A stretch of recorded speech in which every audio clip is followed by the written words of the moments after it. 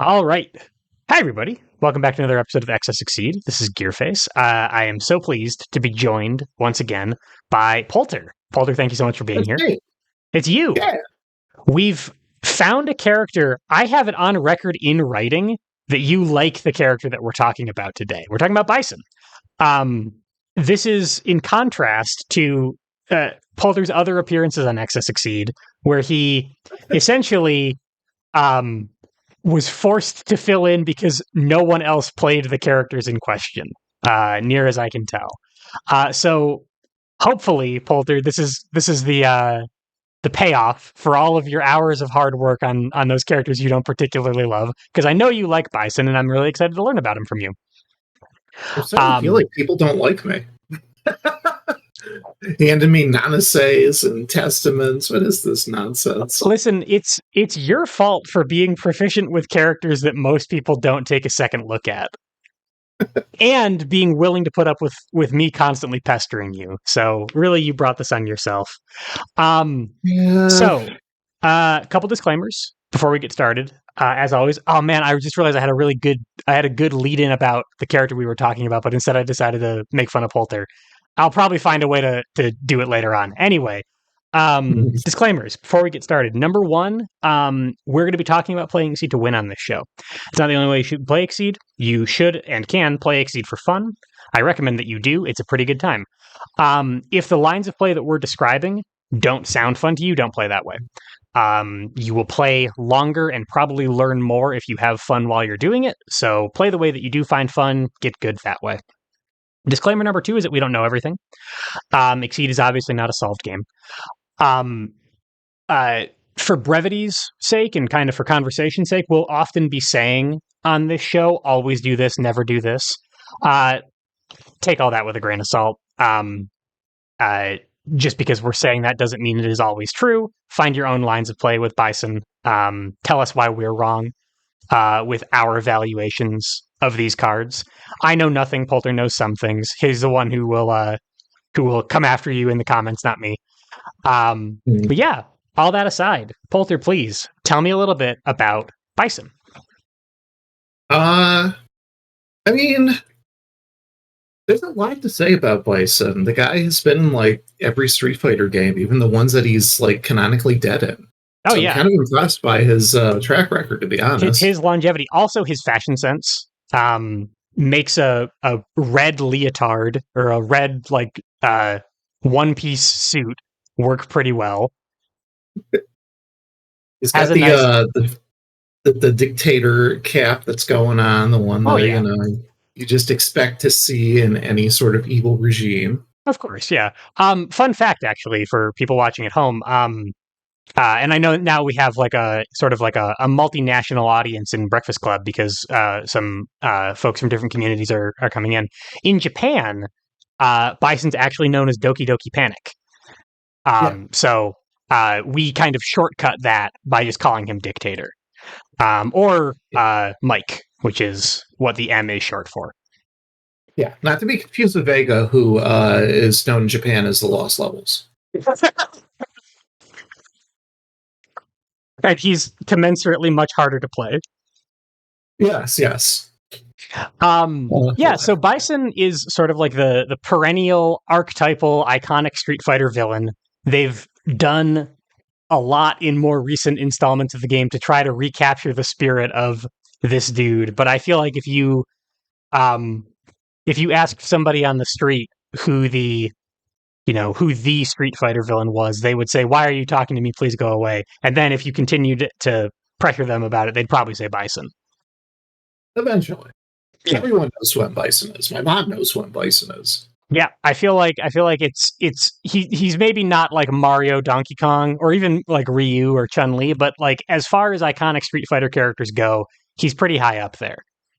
He is the boss. He is the bad guy, and I know that boss characters in Exceed kind of have a like a shared design space that a lot of them occupy, right? Like you have we were actually just talking about like Happy Chaos prior to this lesson starting, or I don't know, Hakumen, characters like that, or Enchantress, characters like that who are designed after the bad guy or the guy that you're trying to overcome and exceed.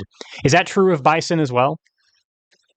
In the sense that he makes you hate playing the game against him a lot of the time. Perfect. Uh, in the sense that he is a horrifying resource monster that just throws money at you to solve his problems. Definitely. Okay. And I mean, like that is kind of like the shared identity for a lot of those characters that I just mentioned. They do things with resources that kind of don't feel like they should be allowed in Exceed. Um, they are allowed because we printed this character. Um, and also, my other kind of I don't know a ton about Bison, but my other understanding is that despite that, he is a very fair character, or he is a character who is not unbeatable by any means. I think that Polter, you don't consider an Exceed tier list legitimate if Bison isn't in like the dead center of it. Is that correct? I mean, that's kind of the meme that we have. Bison is the epitome of average, so to speak. Though, depending on like the weather, I might rate him higher or lower. Right. It's really a matter of how do I feel about how people are currently playing the game, sort of question. Okay, yeah, so he's like meta dependent. And also, I mean, like the dead center of the cast of Exceed is actually pretty strong. Like characters in Exceed can do some pretty wild things. And I have a feeling as we're talking about these cards, his strengths are going to be pretty evident. I have looked at his kit before. There's some numbers in it. Um yeah, I'm good to start in whatever order, wherever you want to start with this guy. Oh man, that's way too much freedom. Uh, yeah, give me that much freedom. What do I do with Polter that? furiously scrambling to find a way to derail the lesson before it starts by starting out talking about the competitive history of Street Fighter 2. Well, if we're going to talk about that, okay. So, from an actual like Street Fighter perspective, M. Bison is an interesting character for the fact that he's one of the few charge characters in the game. Hmm, Um, like Guile, for instance, is well known for being like the archetypical charge character. You hold back and you hold down, and that allows you access to like two different special moves. right. And they come out super duper fast, and you have pretty easy recovery on them. Bison is designed the same way. He has a whole bunch of like really nonsense moves that certain versions, like really, really early versions of Street Fighter 2, he could just infinite you, even if you're blocking. That sounds about So right. That sounds about right for early Street Fighter 2. Bison, like kind of a terrifying character, bit of a rushdown, just kind of jumps in your face, bounces around the screen, and he just recovers faster than you actually have a chance to do anything into him. Right. So even like as a playable character, Bison is kind of messed up to have to fight against. I forget how he is like actual tier lists. I don't think he rates that. I think he might actually be once again the perfect average character in Street Fighter as well. Yeah, I mean, like it varies on the game or even the version of the game because I know in especially in old Street Fighter where uh you know every character or many characters have complete utter nonsense that they could do. You have your Sagats, your Dalsims from OG Street Fighter. I'm sure that our mutual friend Blue could school us on the competitive history of like Super Turbo.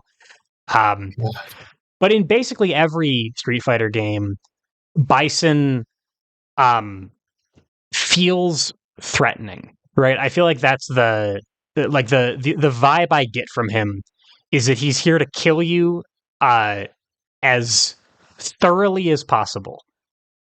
Yeah, this is a man that has instant overheads in a game known for its grounded footsies. That's true. You don't mess with him. He will catch you off guard, and that will be how he kills you. Yeah, And in and Exceed, I feel like that's the same thing. okay, so yeah, and I mean like Exceed is kind of makes its money off of adaptations or the adaptations of like a feeling of a character. So I feel like if you're saying that about Bison, then somebody did their job. Um, Again, looking at some of the numbers that he has, I'm intimidated to play against him for sure. Yeah, the Street Fighter set in general kind of feels like the greatest hits of the competitive history of Street Fighter, between like Chun-Li sitting back and playing like she's playing in Third Strike, just Yep. charging up her meter to hit you with it. Yep. Whiffing normals to throw her super. Yeah. Or just Vega being an absolute menace that you just cannot approach and just throws constant 50-50s that kill you. Yeah. I mean, like it's interesting because Street Fighter is, 30 plus years old at this point, older, almost 40 years old probably. And there are, even Street Fighter itself can't keep these characters straight in games. Like they don't always play like other versions of themselves. But Exceed has done a really remarkable job of kind of distilling the essence of all of those different iterations of the same characters down into like a couple of notes, and really making you feel like you're playing like the aspirational Bison. This is the platonic ideal of Bison is who you're playing in Exceed. Yeah, I think that's accurate. Yeah, So, there's a good reason to like the game. I feel like is what we're saying. Oh, we've been disconnected from the lobby. I think we're getting Tuesday, Polter. oh man, not Tuesday. I hate this. Let me stop recording really quick, and I'll see if we can reconnect, and I'll fire it back up. Okay. I'm purple again. Hello, we return. Polter is purple again. The servers are back. We'll see how long they last. My job is really hard, ladies and gentlemen. Yeah, we were talking about definitely really important stuff about the competitive history of Street Fighter and like the adaptational merits of Exceed.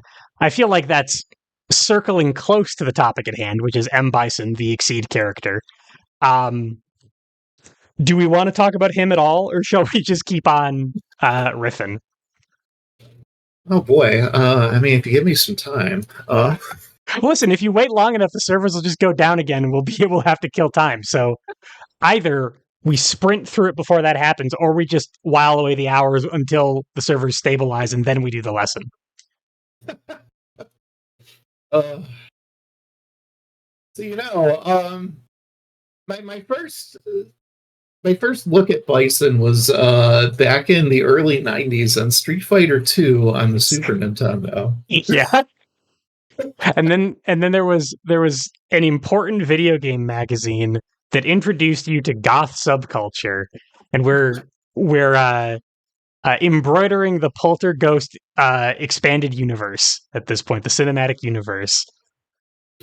I mean, a lot of what I took from Bison, I have to say, like personality-wise, because you only have Street Fighter 2. I didn't have a PlayStation, so I never got into like the alpha games, right? And of course, he like didn't exist outside of that at the time. So my look into Bison as a character was mostly from the wonderful Saturday morning cartoon of Street Fighter, a classic, and of course the my recorded pay-per-view of Street Fighter the movie. Do we have an altar of Bison that's Raul Julia? And if we don't, we should. That's a good question. Let me I think I asked Moriarty to make one for me as like a tournament award. He never gave it to me, and I'm like, if we don't have one, the only person whose fault it could be is Moriarty. I mean, we have like a funny looking Bison, but that's not it. Yeah, we have fashion Bison. We probably have AI generated Bison. If we don't have Raul Julia, what are we as a community even doing? Actually, you know what? I was supposed to get a holographic Bison card of my choice, and he just never gave it to me. I tell you, some people. Listen, after this lesson, I'll go yell at Moriarty about where the Raul Julia Bison is, so we can give the people what they really want.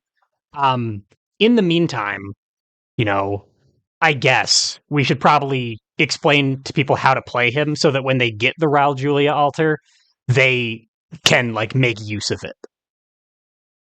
Fine. For you, it was just an Exceed lesson, but for me, it's Tuesday. It was Tuesday. Is literally Tuesday. We just got Tuesday. I feel like that was a. I feel like I have to like really give credit to how well that joke came together. Actually, hats off, Polter. Does the Bison taunt? If y'all haven't watched Street Fighter the movie, don't, but maybe do. Oh yeah, no, definitely do. With a big group of friends. It's a classic. It's bad, but they didn't know any better at the time. And honestly, probably the best version of Street Fighter lore that you were going to get for the long while. Strong agree. Also, Raul Julia is like a legitimately incredible, like world-class actor, slumming it in Street Fighter the movie and just kills it. He's the best. He cannot be beaten. Half the crew's on drugs. He's on cancer meds. Yep. He's doing the best job possible. It's great. It's incredible. All right, Polter. Right, Bison. So, shall we get into it? So this man with the funny looking hat, I mentioned he's a charge character, and I think his character ability pretty much is like the definition of charging. Yeah. So M. Bison's character ability, much like, most characters' abilities, ties into the way that his neutral is. So what we're looking at here is you just get to throw a card into your gauge, and you also get a bonus card as if you took the prepare action. Okay. So we have a whole character over here who has a pretty good boost in his kit. Oh, hold on. Am I getting... Uh-oh. Is it Tuesday again? It's still Tuesday from before, Polter. Yeah, I think we're okay. We have a character here who's got a whole boost called Key Charge. That's pretty good. And the only reason that he doesn't play it all the time is because the card it's printed on is also pretty incredible. Bison just has this for all of his cards, but also he draws an extra card when he does it. Yeah, it's pretty hype. Yeah, that's pretty hype. That's crazy. Okay. So that's the level of resource generation that we're talking about here, is that he just gets gauge whenever he wants for free. Yeah, and if you don't think that you were getting enough gauge for free, get yourself up to 3, flip this man over, and suddenly you can do that with up to 3 cards in your hand and draw a card for each one. Okay, so it's like a big... It's change cards with upside, basically. And when you exceed, you may take this action immediately. Okay, so you spend 3 gauge, you get 3 gauge, basically, when you exceed. Yes. Okay. It's a pretty huge benefit. You don't lose anything by really spending the cards, except for the physicality of the cards themselves, which... Right. Unless you needed the cards in your hand for some reason. The numerical resource exchanged by exceeding is you just get a faster version of your ability. You didn't really take a turn. You didn't really lose any overall resources in the system. You just converted them into something else. Like this being exceed, you probably don't want to be throwing all of your cards into your gauge all the time, because then your opponent knows what you're running through in your deck. Right. On the other hand, you have infinite gauge. Or at least you have infinite gauge until you deck out. All right.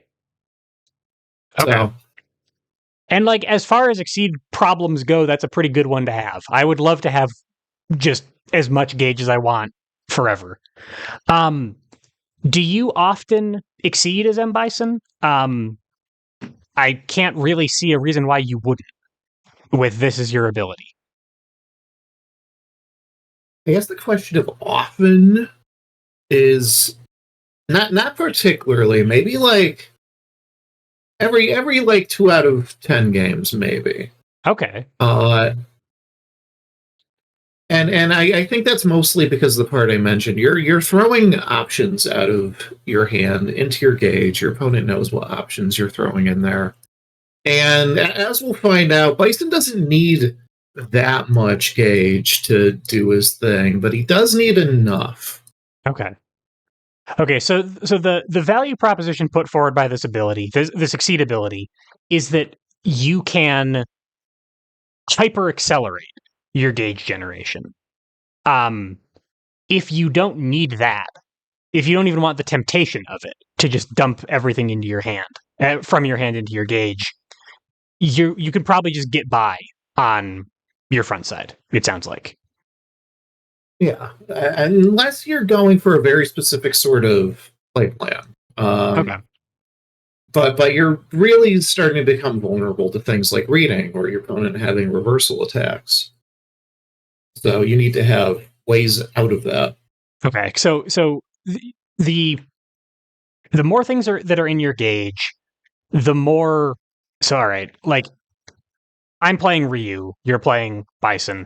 We're a few turns into the game. I've got a couple things in gauge. I've got a couple things in discard. I got a fairly sizable deck. You, meanwhile, have been mashing Bison's ability. You have a handful of things in discard, a handful of things in deck, and then like 15 gauge. And I therefore have a much better idea of what your remaining hidden options are because you have 1, 2 sources of free information or open information, both of which are like outsized. Is that correct? Yeah, that's Okay. definitely like Bison's biggest issue with trying to run an accelerated plan. Uh, him being, the evil laughing man he is just going to be openly evil and thus openly also have his hand basically known to you. Right. Yeah. He's not gonna um the one thing Bison would never do is refrain from like flaunting his power. He Yeah, he he's gonna wants show you you how he's gonna beat you up. he wants you to behold his power, as a matter of fact. So in like the 2 out of 10 games where you would exceed as Bison, why are you doing it then? We're looking for ultra play lines because this is the Street Fighter set. So, Street Fighter characters have ultras that cost like 3 or 4 gauge. Right. So being able to just generate 3 gauge means that you're just going to have an ultra on deck immediately. Okay, I gotcha. So if you are exceeding, you're exceeding with the plan of playing something specific and you want to be able to access it quite quickly. If you Pretty much. aren't, and you're going for more of like a turn over turn offense, the front side ability is fine for that purpose. Yeah, you don't need a whole lot of gauge to do Bison things. You only Okay. have 2 ultras, and most of his kit only really needs like 1 gauge to actually do things. And since you're generally trading with your opponent, you're going to be getting that gauge back. It's Right, just yeah. from hitting during a strike. That was actually going to be my next question is that like most characters don't have too much trouble just generating the gauge they need by playing exceed. How often are you in a typical game, if such a thing exists? How often are you using Bison's ability? Oh, gee. Pretty much any time that you'd be taking the prepare action, you can pretty much safely use his ability and get yourself a gauge. Okay. Like, Okay. it's just a crucial part of his neutral to maintain a threat that he's going to eventually throw an ultra at you. Okay. So yes, it is a downside to have a ton of things engaged because then I'm bleeding information to my opponent. But not so much of a downside that I should be like avoiding this ability. It is an important thing I'm going to be doing. I'll I'll be doing it often enough. Um, as we're talking about the kit, uh, I might return to the question of like, is this a card that you would put in your gauge, or would you rather? Because I mean, we already play the is this a boost, is this an attack, is this force kind of game, but also here's another way that I can use my cards. It's just gauging them right away. So as we're talking, I might be like that. That's one of the things I'm going to be asking about. So that's the ability. I'm using it to generate threat because I'm Bison. Um, I guess I like the natural segue is into what kinds of scary things can he do? Well, thankfully, someone had the forethought to give him a critical trigger on every single attack in his kit. Okay, so this Every is special, every ultra. so this is looking over his cards super quick, ignoring all of the stats on them. We see that little icon. So what this means is that every single one of his cards has a thing where if you spend gauge, they get a thing. And that happens on offense or defense. Just the seasonal Street Fighter mechanic. I can't think of any Street Fighter characters who have critical text on every card in their kit that isn't like Dan or Akuma, who's like printed on their character ability. Um, this is actually so he leans very heavily into the gauge as a way to make your attacks stronger. Yeah.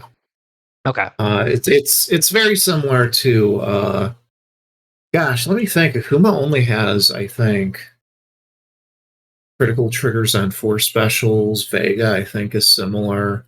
We're not really like even scratching M. Bison's 7 for 7. Yeah. Okay. So I should expect then, not looking at these cards yet, that they will all present some kind of compelling reason to spend gauge on them. And for most Street Fighter characters, that's if Ryu had critical triggers on all of his attacks, he would be very, very pressed on. He'd be having some serious decision paralysis because, man, those ultras are good, and I want to play those Ryu ultras. And Exceed is a game kind of about resource tension. Bison can just print gauge for free. Is there a particularly huge opportunity cost to using these criticals, or is this kind of the promise of Bison, that I will have these cool things I can do and I'll actually be able to afford them? I guess the opportunity cost is mostly just the basic concept of if you spend the gauge, then you're only going gauge neutral if you hit during a strike. Okay, So sure. if you're trying to build up to something, then you're not going to be able to if you keep doing it every single turn. Okay. Yep, On that the makes other sense. hand, it's very easy for Bison just strike like 3 turns in a row and then just recover his hand by throwing cards into his gauge. Right. Yeah, and progressing his threat anyway. Okay. So I am able to, not freely, but without that much care, just throw big critical attacks, and that's a game plan, right? That is a thing that a lot of other characters who have more delicate or precarious resource situations can't really do. Yeah. Okay. And I think they made it easier to do with Bison than like a character like Vega, who has a bunch of attacks that you pretty much always want a critical. Yeah. But he has like such limited gauge generation outside of like a boost that cheats some and another boost that gives him like automatic criticals. Right. And those boosts themselves, the automatic criticals boost is also expensive. Oh, it's so expensive. Yeah, this is the Vega lifestyle, right? He's got the shortest, the tightest budget of all. For Bison, before we even think about the cards themselves, or look at what they actually do, should I be expecting to crit them every time I play them? Like, are the critical effects on them compelling enough that I would? Is there a reason to play them without critting them, basically, is what I'm asking. I would say that the vast majority of the time, pretty much all of his cards are going to be worth putting a critical on. There's like an argument to not do a critical on maybe 1, maybe 2 of his attacks, but this is Bison, who just has so much gauge that you can like critical and normal and have that be the correct move because all of your attacks are critical. So why not just trick your opponent into thinking that you're playing something else? So this is one of the few things about Bison that I do know. I think I've just picked it up ambiently from Breakfast Club discussion. Is that this is his critical spike? Is his extra special? This is 1 gauge super. Yeah. Okay. So this is his instant overhead. So I'm curious as to exactly why that is when we get into the kit, but this is something that like occasionally you'll see other characters crit bluff. where they spend a gauge on something that doesn't actually have a gauge effect to try to mix up the opponent. Bison, I assume, has like relevant mix-ups with crit spike, but also he just has the gauge that he can just do that and not really feel the cost the way a more resource-strapped character would, yeah? Yeah. Okay, that makes sense. All right, so where do we start? What's our any particularly important attacks that we should start off with? I think if I'm gonna like look at the attacks, I think the first ones that we start with are gonna have to be like sliding kick and head stomp because they really dictate the shape of Bison's kit. Okay. So I think sliding kick is. I think we should actually tackle sliding kick second. Now that I'm thinking about it, we'll do head stomp first. Okay. Head stomp is very clearly a range 2 to 3 attack that just hits for a lot of damage. Right. It's above curve at 3. It hits for 6. Has a pretty awesome reposition if the opponent gets stunned. Okay. The fact that you can crit this and play it on defense and have it be above curve, makes head stomp like a wonderful card. But also the fact that it's 2 to 3 range is really pretty much tells you where Bison's threat is going to be. This is his big high damage reversal, but he's only going to land it in spike range. Right. Okay. So we're talking about. I see having done a couple of Exceed lessons at this point, I see that the counterplay to this card is that you would throw a sweep into it or a focus into it because you're closing afterward. You will trade with it. I found the crit spike mix up. Yeah. Okay. Like this is like really what dictates the shape of how his gameplay is going to be. Okay, the threat of this card existing will force your opponent to do funny things. Okay. So I play head stomp at range 3. I'm above curve, I'm hitting for 6. The natural counterplay to that is sweep. And a lot of Exceed players kind of like don't like playing sweep at range 3 because it would lose to spike, it would lose to dive, and sweep is a high enough value card that you kind of don't want to lose it like that. They like a range 1 sweep, right? Because it doesn't have those loss cases. Head stomp is scary enough that like they're going to learn pretty quick that they're going to need to respond with sweep occasionally at range 3, and that's what spike is for. Right. Okay. It's a card that you are like almost forced to respect just because it exists. Right. The fact that it exists is a big deal. Yeah. And the wonderful push or pull you don't get if your opponent is not stunned. Is not stunned. Yeah. So okay. So they'll trade with it and therefore deny me of the reposition. Push or pull up to 2 gives you so much flexibility too, especially on defense. Like this gives you so many ways to mess with the opponent's positioning and then capitalize right away on it. That's actually very messed up. Yeah, you thought Grasp on defense was good. I know. Yeah, what if Grasp had a bigger range band? What if Grasp could set range 5 or range 1? That's kind of sickening. Yeah. So, I mean, the fact that I'm assuming from this and from what you're saying about his range bands that he would prefer to be around range 2 and range 3. So the repositioning can't be used to dodge something. Oh, I see. Okay, no, but after close 2, that's not optional. So I hit you with this. If my preferred range band is range 3, I would like to keep you at range 3, so I move into and then push you 2, and now you're closer to the corner or something. Yeah. Okay, it's not setting range 5, it's setting range 3 again, basically. And setting range 1, because if, again, following what you're saying here, head stomp doesn't hit at range 1. I'm assuming that Bison has maybe a gap at range 1 because this big scary card isn't there. That's actually a loss case for me if I close 2. That feels not as good. So I want to maintain range 3 with this card. Right. Okay. That makes sense. And conveniently, Spike also maintains range 3. It sure does. It's great how just these 2 cards existing creates like this horrifying mix-up that if your opponent loses to it, they're going to feel it. Okay. Yeah. All right. So, and this is, I feel like this is kind of the encapsulation of what Bison's about is like he just has a card that is like this is like Moonsong good. This is a ridiculous card. Yeah, it really is just as good as Moonsong, huh? Yeah. Yeah. But too less gauge. Yeah.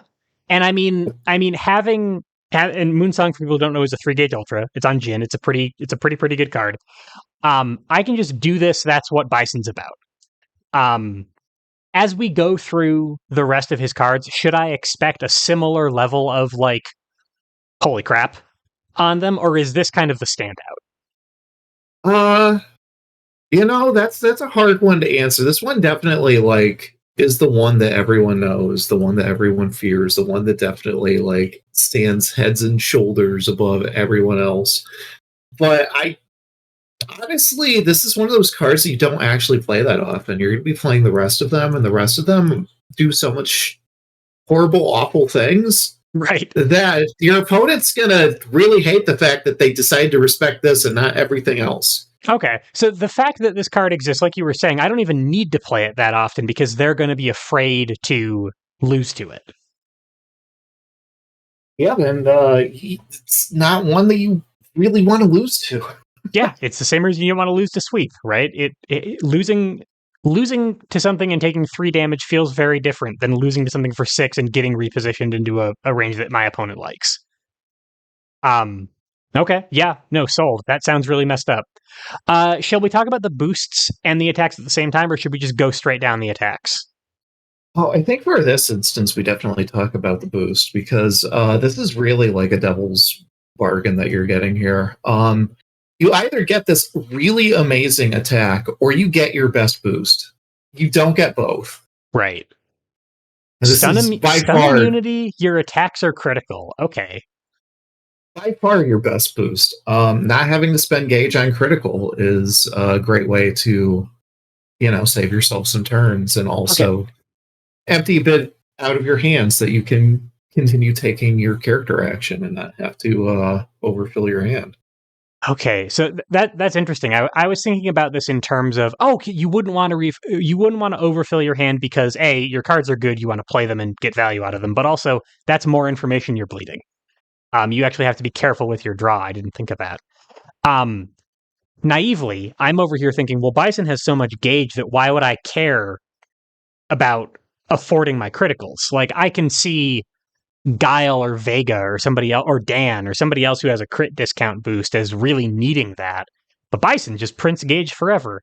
And then, so you can build up. So you can pay some force instead to be able to throw a crit and go gauge positive is the fantasy here. And also parentheses, there's stun immunity on this boost as well.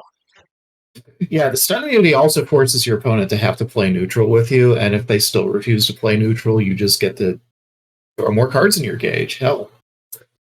Okay, so they're like you can do scary things with criticals. You can do scary things with stun immunity.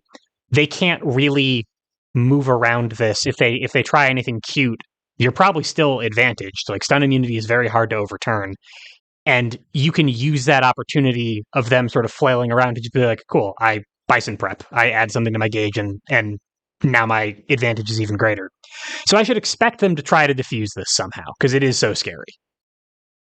Probably. And, tech being as good as it is and as available as it is, it really is ubiquitous across all the normal sets. Okay, so I should not expect to actually have this. It is the big scary threat. What can I do? So this attack doesn't actually particularly seem like it would benefit from stun immunity, which I guess is convenient because it would be difficult to get both at the same time. Are there any particular cards that become substantially more threatening with stun immunity, or is it just like, hey, stun immunity is really good, you should use it? It allows you to do a few things with like just basic assault is wonderful to just throw at people with stun immunity. You're not getting much out of the critical, but if your opponent does attempt to strike into you while you have your stun immunity up, you can just freely throw an attack at them and not have to worry. Right. So basically, like anytime I would use defend, right, and expect a consistency boost, like on a card with enough movement or range coverage that it's probably going to hit anyway, if only it had a little bit more guard. I have yes guard. You have Anything yes like that, guard. it would be fine to throw stun immunity on. I think dive is also a pretty strong candidate, since even if you miss, you still reestablish range 3. That's true. They assault into you. You dive over them anyway, and you still can maintain your favorite position on your turn. In terms of how you personally play this card, are you a head stomp aficionado or are you an unstoppable fan? I'm about 50-50, honestly. I play head stomp if I need it. But usually what ends up happening is that I hold it in my hand for so long that I have EX head stomp by then. Oh, yeah. Okay. So I don't need to tell you the stat line of that. Yeah, a 2-3-7-7. First of all, doesn't lose the sweep anymore. It's no longer a mix-up, really, unless you really care about focus, I guess. Also, that's like a mini Red Horizon Ultra that you're throwing. That's pretty messed up, Polter. Okay, so the threat of Head Stomp is enough that you don't need to throw it very often. They know it's there. They're not going to lose to it if they initiate. They're probably just not going to initiate into you at range 3. It's like how, what are you going to do against Tidal Whirl, right? What if Tidal Whirl hit for 6? It's a great option, but the Sun Immunity I'm not afraid of throwing down. It works well with just having your ultras be online a turn faster. I say a turn faster as if Bison can't just spend his action throwing a card in his gauge anyways, but sometimes you just can't afford that if you're going and to sometimes overdraw. you need stun immunity too. Yeah, and especially considering one of his ultras is like 4 speed, you would want to occasionally just have the stun immunity so that it just works. Right. Yeah, you're fighting Soul Bad Guy. I'm assuming the one you're talking about is the 4 guard one over here, and 4 guard is not enough against whatever he's throwing at you, despite it being sort of relatively safe. Stun immunity will help. So it sounds like Head Stomp is what you will use against the browser AI all the time because they don't respect it. Your opponent is going to be playing in a way that they won't lose to Head Stomp because Head Stomp is so scary to lose to. And by doing that, they are going to be playing in a way that makes Unstoppable feel really, really good to use. Is that correct? Yeah. Okay. That sounds appropriate. Okay, cool. And then if they don't respect it, okay, kill them. Basically, like that's what the card is for. Expect to be using Unstoppable pretty frequently too, though. Yeah. But also expect to be using Critical Spike just as often as you're using like any of these two options. Sure, and use Head Stomp enough on offense because you can't bluff on defense, right? That's not how bluffing works. They've already set their card down. Use Head Stomp enough so that they know you'll do it, so you can throw Critical Spike, basically. Yeah, though it works in reverse as well if you think about it. Since this is such a good reversal tool, it's sometimes just safe to throw Spike on defense. Oh yeah, sure. No, they'll initiate with sweep, assuming that I'm going to defend with critical head stomp, and I don't even need to spend the crit in that case. Yeah, it's great. It's free value. Okay. And then it's your turn afterwards, and you still have range. So right, and then you play the critical head stomp then. Okay. Like it does everything. It washes your dishes. It slices, it dices. It stomps. It provides stun immunity. Okay, so good card is what you're telling me. Shall we move on to? It sounds like next up should be Sliding Kick. Yeah, Sliding Kick is like the companion card to Head Stomp. Very similar stat line, especially if you crit it. So we're looking at basically what's Assault with 3 guard, but also just happens to have 6 power and push 2 if you crit it. Yeah, that's a pretty good card. It's a meaty card that does a lot of things. If your opponent is trying to establish range 1 so that you can't use Head Stomp, just playing critical sliding kick is a good way to get them out of your face. Right. Put him to range 3. Hit him for 6 anyway, which is I know that Street Fighter damage is high, right? Like compared to more recent seasons of Exceed, everybody is kind of buff in that season. But like we've talked about 2 cards and both of them have 6s printed on them. That's a lot. He's not lacking for damage. The fact that this hits for 6 at such a high speed, it just has so much consistency behind it, means that you're probably mashing sliding kick a good portion of the game. Okay. 6 power cards are great. Unfortunately, they also printed one of his other best boosts on this. Darn it. I know, right? So if you're familiar with Sagat, we have quick backdash again. Yep. And I know from having paid attention when you talked about head stomp that I'm pretty good at range 3. I would like to be there. Yeah. This is just in case your opponent still has like copies of focus available and you can't just push them out. Right. Or if your opponent just has like random attacks that somehow beat the stat line on offense, it could happen. Yeah, I mean they exist, sure. Even outside of EX attacks, there's a couple of like you're up against Hyde with his stupid Rekka. Oh my lord. Vacant shift? Yeah, the 156. Yeah. Suddenly that 3 guard isn't looking so good anymore. Those cards exist. But most of the time, outside of things like focus, if I'm trying to set range 3, I can just wait for my opponent to strike into me and use this card. And it will set range 3 for me, it sounds like. Pretty much. Okay. Doesn't lose to a whole lot. Does lose to Assault on offense. So be aware. True. Okay. Oh, so weirdly enough, actually, quick backdash, if that's the paradigm we're talking about, quick backdash is also a way to not have to spend gauge. Because the sliding kick push to 3 paradigm involves me criticaling it. And quick backdash doesn't need that. Okay. But yeah, it's mostly a matter of, is that quick backdash also going to give you that that delicious 6 power That 6 attack? damage, yeah. I mean, it might if you throw a head stomp. Okay, so good card, good boost. It sounds like I'm gonna be using both of these. Any particular guidance on when to use which side, or are these both just like always gonna be awesome? I think quick backdash is like a little bit harder to use than sliding kick, just because I mean your main threat's going to be head stomp. But once you start building up gauge and you can start threatening things like ultras, or if you just happen to know your opponent is holding on to EXs, quick backdash is sometimes just the right option, so you just don't get yourself destroyed.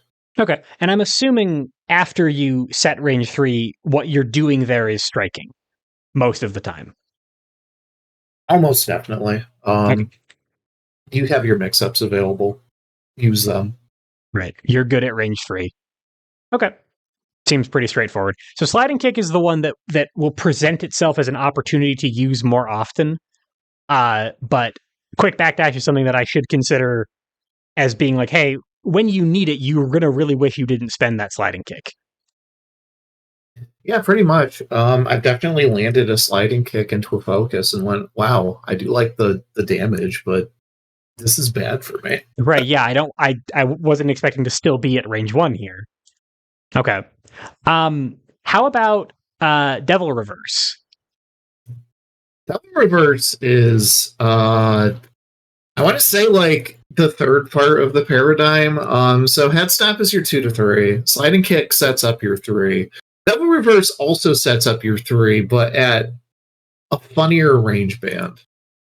We're looking at another big power attack, pretty good speed. It's undercurved compared to your other options available to you. Right. But it does have after retreat up to 2 printed on it, which allows you to pretty much establish whatever range you need to. And if you crit this wonderful attack, you're just going to be able to establish wherever you need to. Right, and it's probably going to be 3, but if they moved during the strike, I could probably still get to range 3. Yeah.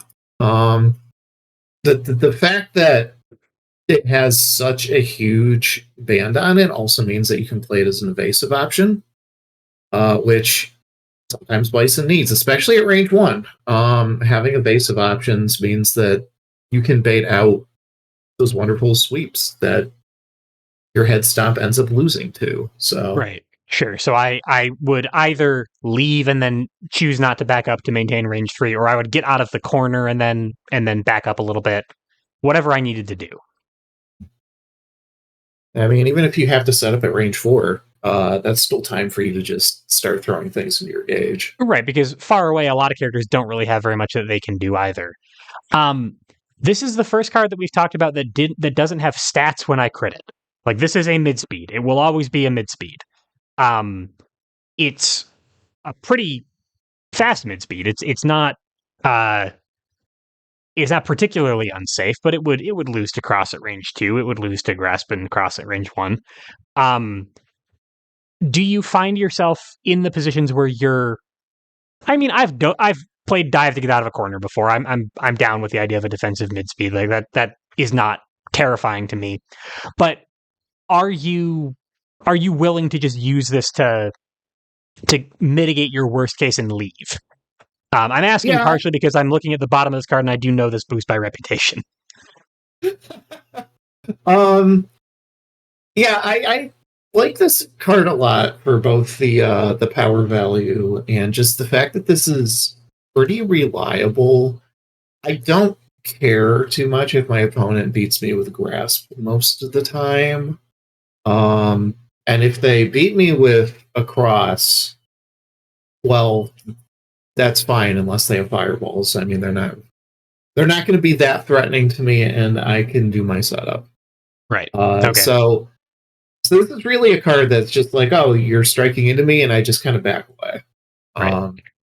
There's ranges where this is just safe to play without critting. So oh, sure. Sometimes yeah. it's just free value. We found a card that I don't necessarily need to crit, and that means I can get value out of a card while going gauge positive, which means compared to these two that really seem to demand resources, this is actually like a little bit free, like freer to use if I'm in the right position. And it's just all around good stats, so may as well just play it. Okay. Yep. Makes sense. I feel like this is my preconceptions as a person who knows 5% of what Bison does. One of the things I do know is Bison dollars.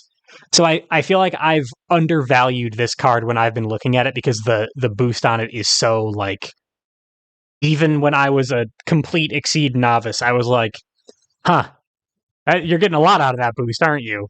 So it's good to know I should try a little bit more Devil Reverse in my Bison play in the future, because I think I've been sleeping on this card a little bit. Yeah, let's get to do an awesome little backflip through the air and give your opponent a noogie. That's true. The stylish points are actually very important.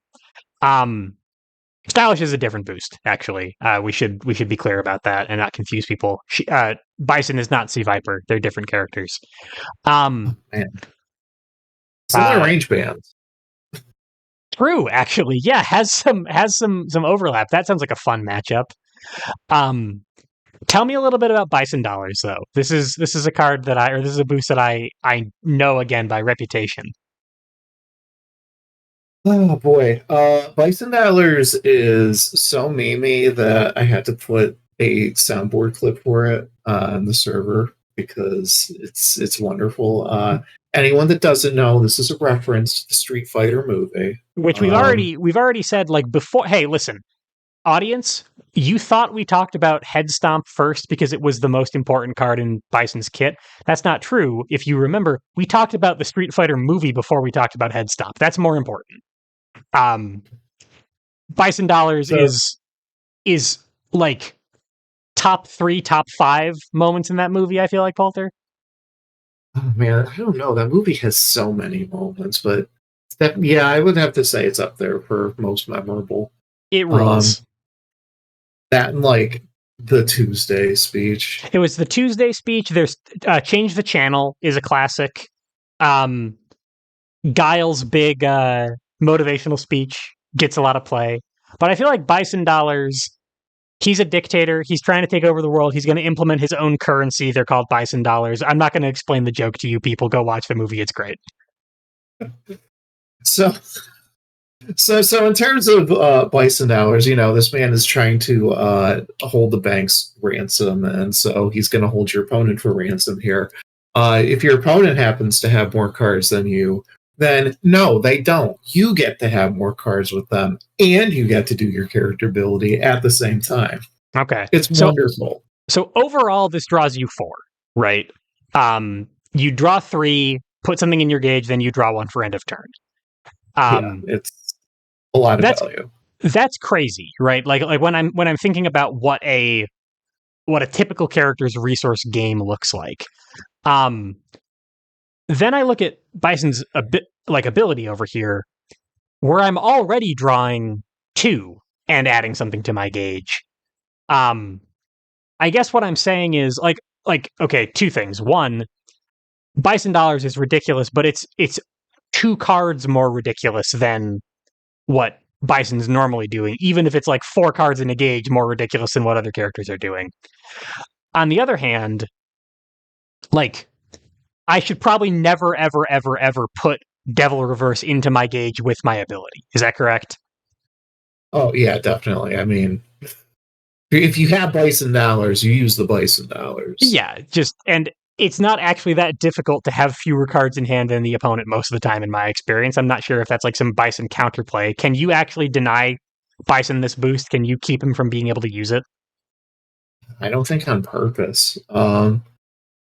The difficulty is that because this counts as a card in your hand until the moment that you play it, right, it's very easy for Bison to just go from like 6 cards down to 5, and then suddenly, So ultimately, it's impossible to deny this unless you're like Goluis. Right. Actually, no, that would be the reverse. Oh no, Bison. Right.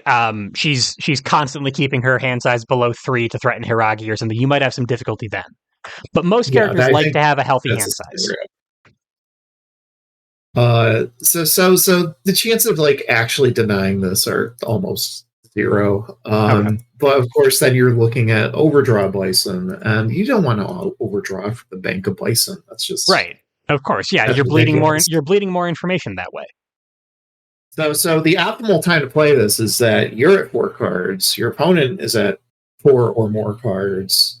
You slam this down. You have 7 all of a sudden. Right, and a gauge. Okay. 2 questions. 1, Bison Dollars versus Devil Reverse. Do these 2 make a compelling fight against one another, or do you prefer one side? Oh, I almost never play Bison Dollars. The fact that I have a 5-power attack that also is a really fast mid speed, it just takes the cake over a couple more cards. All right, yeah, I've got I trust you. I feel you have the Bison results here. I feel like the and again, this is from when I was a novice at Exceed. I didn't know what I was talking about, but I think like looking at Bison Dollars, I can see the appeal instantly, and I have to work a little bit harder to see Devil Reverse. I think all that means is that I have to go play Devil Reverse more often and see how many games it wins me. So this is a situation I remember, Polter, when you were telling me a little bit about Jin a while ago. You had this whole spiel about Moonsong, about how good it was, how it's too cheap for what it is. Anyway, I very rarely play that card because of how good its boost is. This is a thing that you do a lot, where you find something that is really, really obviously strong, and then go, actually, though, have you tried it in the other direction? Have you tried this way to play this card? That's a thing I always like about learning stuff from you. I don't design the cards. I design some cards, but not a whole lot of them. Right. So Devil Reverse is it's kind of like the paradigm we were talking about with Headstomp and Unstoppable, where like they're going to be playing in a way where they are making you feel like Unstoppable is a good thing to have, even though Headstomp is so good. Similarly, like if you're under pressure, Devil Reverse is a really good way to get out of it. It'll save you some life. You can kind of rely on it if your opponent makes you need it, and if they're competent, they will. Yeah, as opposed to, hey, maybe you're being really, really pressured and your opponent has all the advantages that you don't, and you really need to draw the exact card you need. Right. In which Okay. case, maybe Bison Dollars is what you're playing. Okay. Okay. That makes The sense. chances of getting an EX off of 4 cards is reasonably high. It's pretty good if you're managing your hand. Yeah, I mean it's certainly better than prepare. So I meant to ask this when we were talking about head stomp and sliding kick. How often are you putting these cards in your gauge as part of your ability? Oh gosh, I hope never. Okay. Okay. So the fact that now it's we're 3 for 3 of cards that you would prefer not to play with or use with your ability. I'm assuming then that a fair number of them are going to be normals. Is that correct? Unfortunately, yeah, and we all know how good normals are, but That also speaks very well of Bison's card quality, though. If you would prefer to be hitting with these instead of the normals, that's actually kind of remarkable. I mean, if you think about it, Devil Reverse and Sliding Kick fulfill similar like design goal as something like Cross or Grasp. Yeah. So the fact that you can like freely get rid of Cross and Grasp and instead have these cards that do, well, I was about to say a bit more damage, but I mean we're literally looking at double for Sliding Kick. Right. Right. Yeah. So sets range 3. It's like Assault Grasp Sweep, right? It's like a hybrid of a bunch of different normals. But it's if what you're playing Grasp to do is setting range 3 in relative safety, Sliding Kick does that, but also hits twice as hard. Devil Reverse is a little bit slower than like Cross, for example, but is a very, very competent way to dodge things. Head Stomp doesn't really have an equivalent because there's not even an above curve thing about in the normals at 3, but certainly not one that hits for 6. So yeah, no, I mean we're looking at what EX Assault. That's what Head Stuff is, but right, even yeah, better. even better than EX Assault, yeah. So I guess then it speaks well of Bison's card quality. I'm going to want to be using these cards, but also, hey, these normals are good. It's going to feel kind of bad to be putting them in gauge.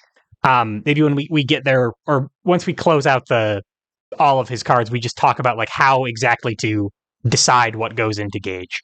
But before we get there, tell me a little bit about Psycho Crusher.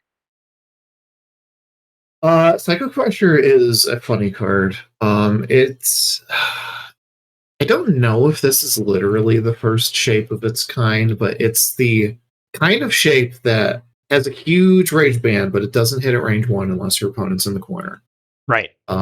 You can see this on, I think the most archetypical one is Bangs. That's on Overrising Blast Jutsu, I think. Yeah, the big Tatsu. Yeah. This doesn't have like the wonderful stats that attack has. Doesn't have the big power. Doesn't have the big guard. Right. But notably, this is the only attack license that of his specials not only hits at range 4 but also at range 5. Right. So this is one of the few attacks that you're going to be able to use to threaten your opponent at a distance. Okay. So if they try to get away from Head Stomp by going to range 1, I have Sliding Kick. If they try to get away from Head Stomp by going to range 5, I have Psycho Crusher. Yeah, that sounds sort of accurate. Psycho Crusher has some weird range inconsistencies with it because of how the crit trigger works. This is an attack that is going to be used if your opponent's zoning you, but also is an attack that is really hard to actually make up for the zoning. You're only going to be able to hit your opponent from like range 5 and stay at range 2 afterwards to make sure that Head Stomp and Devil Reverse get their full value. Okay. Here, let's move these cards really quick. Right. So like I'm getting Ryu Hadoken looped over here. That actually doesn't work with this card now that I think about it. Ryu is such a terrible training dummy. Play this.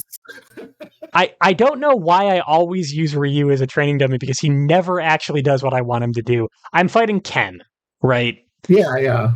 And I initiate with Psycho Crusher to try to avoid being zoned. I go 1, 2, 3, I hit, and then I go 1, 2, 3, set range 2. Because if I retreat back up, then I haven't stopped myself from being zoned. Yeah, no, this is a terrible plan. Why did we do it? Yeah, no, he just doesn't play the Hadoken. I go back to range. I've hit him for 4, and then he just zones me anyway. And like same problem at range 4. It's like you can do the 1, 2, 3, and then without the crit, okay, you're stuck at range 1. You now have to work out what to do with the rest of your hit here. Right. If you did crit, well, you're either over here at range 3 and you put yourself in the corner. Why did you do this? Or you're back at range 4 and you're about to get hit with another fireball. Why did you do this? Right. And closer up, it's below curve now, and I have better things that I could be doing with my time at range 3 anyway. You could be playing Dive. Dive does so much more than this. Look at this pitiful card that hits for 4 and doesn't even dodge unless you crit. Right. Okay. Maybe. Okay, so with all that said, the last time, just a second ago, we were talking about how good Bison Dollars was, and then you revealed that you don't use it very often. I'm assuming then that you use Psycho Crusher every single chance you can get, given your tone and how you're talking about it right now. God. Psycho Crusher, I think, is one of those cards that actually just goes into my cage with Bison's ability. Goodbye. Okay, we found one. Awesome. Perfect. That is actually really useful as a way to find a way through the hand that I'm building over here. So this is something that I'm willing to put into gauge. If my opponent is zoning me, if I'm at range 5, it's like competent, I guess, but I probably even then prefer not to use it, it sounds like.